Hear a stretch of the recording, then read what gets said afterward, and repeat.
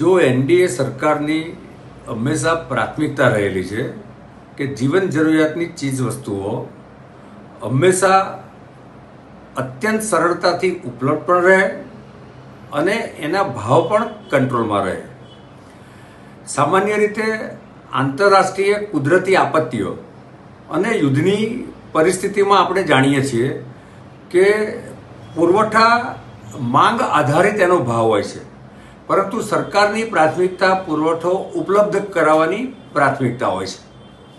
કોંગ્રેસ જે રીતે એક ગેસના ભાવ વધારાને રાજકીય રીતે ટ્વિસ્ટ આપે છે, તો મારે કોંગ્રેસનો પ્રશ્ન છે કે આપણી રેગ્યુલર જરૂરિયાત ગેસની દેશની 3.21 ટન છે અને દેશમાં પ્રોડક્શન 1.27 ટન જ થાય છે.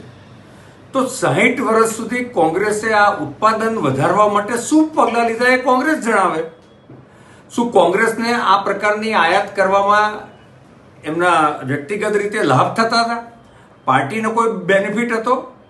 મને લાગે છે કે જે રીતે કોંગ્રેસના પ્રવક્તાએ અચ્છે દિન આ ગયે કરી નાખી વાતને જે ટ્વિસ્ટ કરી છે, કાં તો કોંગ્રેસના પ્રવક્તાઓને એ આંતરરાષ્ટ્રીય બજારો અને ભાવતાલની સમજણ નથી, અથવા તો આદરણીય રાહુલ ગાંધીજીની જેમ એ મગજ બંધ કરીને બેસી ગયા છે.